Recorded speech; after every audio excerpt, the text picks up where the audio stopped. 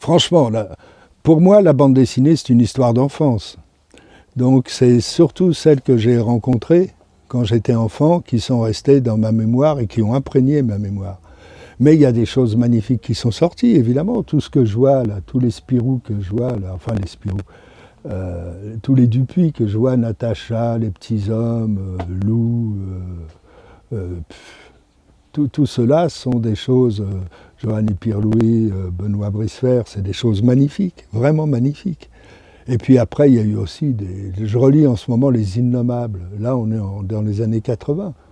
C'est complètement fou. Je ne comprends pas comment une bande dessinée comme ça, magnifique, extraordinaire, mais incroyablement sensuelle, avec des découpages complètement fous. Ils avaient fait le fond des planches et noir, et pas... enfin, la planche complète, ils dessinent sur du noir, si je puis dire. Hein, puis ils mettent des couleurs au milieu. Le découpage, tout est différent. Donc vous avez des bandes dessinées géniales, mais c'est toujours pareil. On est bien capté par notre enfance quand même. Et puis voilà, je fais la boucle et donc je retombe un peu en enfance. Je crois que c'est ça qu'il faut se dire. Non, je prends beaucoup de plaisir, il y a plein. Regardez, j'ai eu la chance de rencontrer André Juillard. C'est immense tout ce qu'il a fait. Les 7 vies de l'épervier, enfin même c'est... et puis surtout cette façon de dessiner les femmes, ces choses, c'est ce qu'il a écrit de plus intimiste, le cahier bleu, Léna, c'est immense. Mais si j'ai le choix, et André me pardonnera sûrement parce qu'il était sûrement un peu comme ça aussi, il ne m'en voudrait pas si j'avais devant moi un 7 vies de l'épervier et un Black Loroc, si naturellement je vais prendre le Black Loroc pour le feuilleter. Loisel, et je me rappelle Régis, une fois j'ai dîné chez lui, on parlait, et à un moment donné, il m'a dit « T'aimes bien le petit format ?» Et c'était étonnant, quoi. Quelqu'un, un des grands de la bande dessinée aussi, qui dit « Ah, moi je me rappelle l'œil de Zoltek. Tu peux pas me retrouver ça ?» Il dit « Je ne trouve pas. » Alors je lui ai retrouvé des œils de Zoltek. Le petit format, même chez les grands, quoi. André, un peu moins. André, c'était plus... c'était pas vraiment le petit format, mais c'était, par exemple, Hal Foster. C'était Prince Vaillant. D'ailleurs, son Bohémond de Saint-Gilles est quand même assez cousin de Prince Vaillant, quoi. Mais bon, il y avait... Oui. Loisel, bien sûr, c'est son Peter Pan, et on voit bien qu'il est sorti d'ailleurs. Hein. Il n'est pas... Hein, ces chroniques de l'Oiseau du Temps sont aussi différentes, mais il est passé par là aussi. Ouais. Ouais.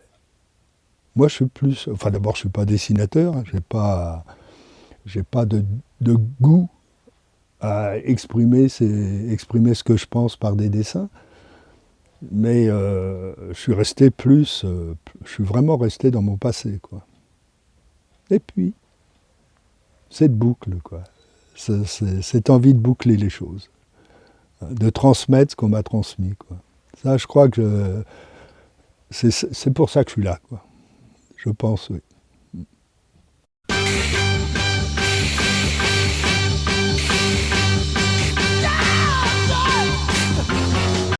Du Bibert, la dirait Morel, en fait, des trois. Il y en a un, Bibert, Frédéric Bibert, qui n'a pas... qui, à la sortie de l'école, a travaillé un peu à Londres, et puis ailleurs, et puis a été pris vraiment par le virus du libraire.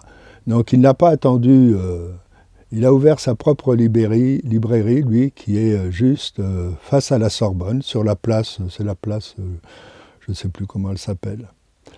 Toujours est-il qu'il est là. Il est là, entre le musée Cluny à sa droite et la Sorbonne à sa gauche. Donc une place pour les libraires de rêve, et puis je crois que sa boutique, il y a longtemps que je ne l'ai pas vu, sa boutique doit marcher très très très bien. D'abord parce que c'est un passionné, l'endroit est magique. Moi, j'aurais pas été fanat, on ne l'a pas suivi dans cette aventure parce qu'il était plus... D'abord, c'était un peu tôt pour nous, il était plus policier que nous, et puis il voulait vraiment en faire son métier. Or, pour moi, Moi, je ne voulais pas en faire mon métier. Je voulais en faire ma retraite, quoi. C'était un peu ça, quoi. Et Philippe, qui travaille toujours, lui, se voit très bien prendre ma succession ici, dans cet environnement, quoi. Donc c'est vraiment des histoires très personnelles, pas de travail. Donc ici, on ne travaille pas. On vit dans le monde de la bande dessinée, et puis voilà.